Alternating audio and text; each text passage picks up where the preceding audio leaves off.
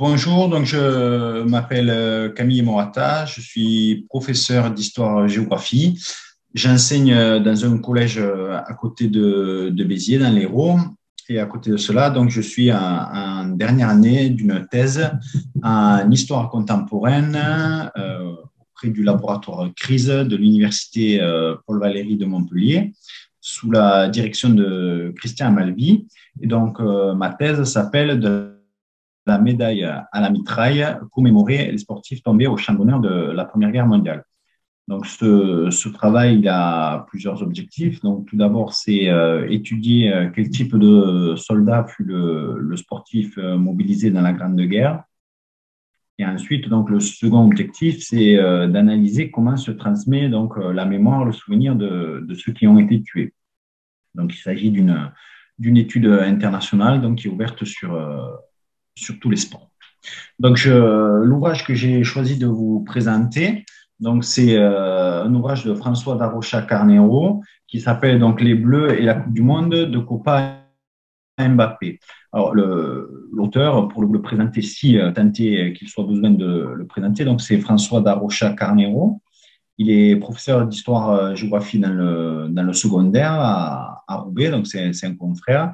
Et il est également qualifié NCF à l'université de l'Artois.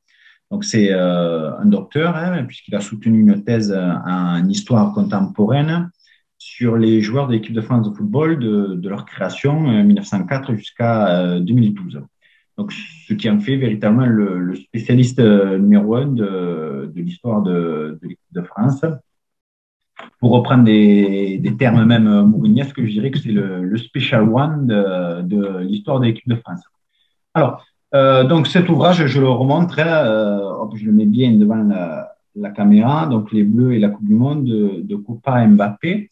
Cet ouvrage, comme le titre l'indique, c'est l'analyse de 4 moments historiques de l'équipe de France, à savoir donc la demi-finale de 1958, ensuite donc la demi-finale de 1982, la victoire en 1998 et la victoire en 2018.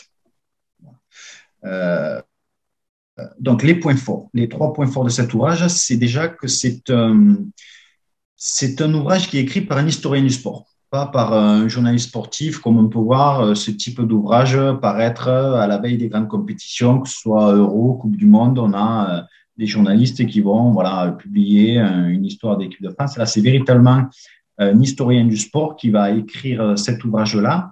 On va voir sa patte, elle va se voir parce qu'il va replacer donc l'histoire de l'équipe de France dans l'histoire du jeu. Donc, par exemple, il va expliquer qu'en 1958, quand Robert Jonquet se blesse en demi-finale, il est obligé même avec une double fracture du péroné, il est obligé de continuer à jouer parce qu'à cette époque-là, il n'y a pas encore des remplaçants. Donc, il va expliquer quand est-ce qu'est venue cette règle du remplaçant. Il va expliquer notamment que l'équipe de France de 98, elle naît dans le contexte également de l'après-arrêt Bosman, qui autorise donc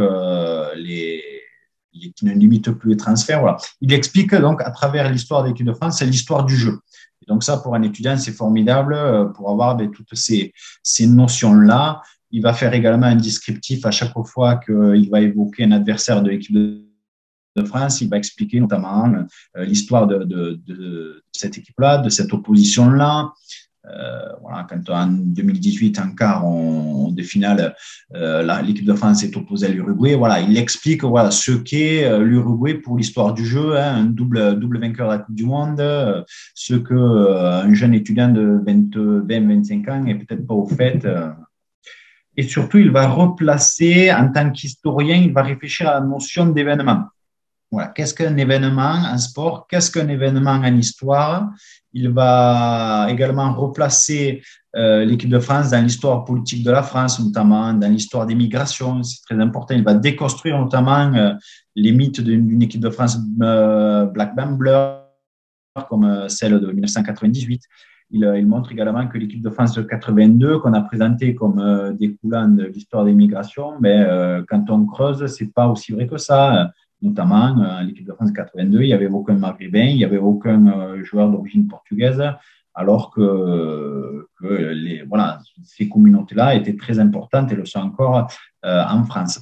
Il va montrer également comment les politiques s'intéressent également à l'équipe de France, notamment avec la proposition donc, de l'ancien sélectionneur d'équipe de France, Michel Hidalgo, qui m'a proposé un ministère des Sports, a montré également comment François Mitterrand a surfé également sur l'équipe de France, ou Jacques Chirac, notamment après la Coupe du Monde 98. Voilà, donc ça, c'est le premier temps fort. Le second point très intéressant pour cet ouvrage-là, c'est de montrer que certes, François Darocha Carnero prend 4 temps, 58, 82, 98, 2018, mais il va les lier pour montrer que ce n'est pas que des événements hors sol. Et en fait, au final, cet ouvrage-là est un ouvrage qui raconte l'histoire de l'équipe de France de 1950 à nos jours, pas forcément sur ces 4 temps. Voilà. Par exemple, il explique que pour l'Euro 96, il est véritablement fondateur pour la victoire de 98 parce que c'est celle qui va permettre de faire émerger notamment le duo Djorkaeff-Zidane qui va porter l'équipe de France de 98. Voilà. Il va montrer que chaque compétition n'est pas un événement hors sol, mais lié les uns aux autres. Voilà. C'est une poupée russe qui permet d'aller sur ces temps forts. Le dernier point, c'est les anecdotes croustillantes. Moi-même étant un suiveur assidu de l'équipe de France, alors surtout 98 et 2018, pour les avoir vécus personnellement, j'ai appris énormément de choses et François Darocha Carnero est un formidable conteur et on apprend énormément d'anecdotes croustillantes. On apprend que l'équipe de France 58 a un stage en Suède.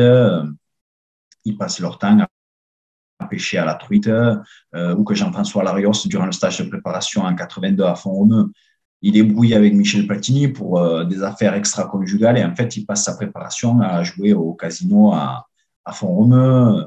Qu'est-ce qu'on apprend aussi que Franck Leboeuf, pour avoir trop exprimé sa joie de participer à la finale suite à l'expulsion de Laurent Blanc, il se fait recadrer par Didier Deschamps devant tout le groupe. Voilà, des choses que on ne connaissait pas forcément et que François Darocha Carnero nous révèle, ou alors que la moustache d'Adil Remy a servi de gris-gris porte-bonheur aux joueurs d'équipe de France qu'ils a touché en 2018 avant les matchs. Voilà. Donc, c'est un livre qu'on prend plaisir à lire, autant pour les connaissances scientifiques pointues, mais également pour le plaisir de le lire. Il se lit très facilement, très rapidement. C'est le cadeau idéal pour un étudiant, pour également quelqu'un qui s'intéresse au sport. Voilà, quelqu'un qui aime le sport et surtout voilà, les hommes qui font le sport. Voilà, donc je le conseille vivement. Après, voilà, bien évidemment, il peut être exploité également par le travail de thèse de François Darocha Carnero, où là, il fait une thèse beaucoup plus prosographique. Il va s'étudier, il va véritablement se pencher sur les 800 internationaux de l'équipe de France, faire une étude véritablement précise et tirer un idéal type. Voilà, ça, c'est un champ pour lequel on peut exploiter ce travail-là. Donc, je le remontre. Voilà, les Bleus et la Coupe du Monde, de Copa à Mbappé. Voilà, vous passerez un bon moment en le lisant. Voilà, je remercie Stanislas de m'avoir invité à participer à cette vidéo-là. Et puis, je vous dis au revoir. Partagez, commentez, abonnez-vous, car enseigner, c'est répéter.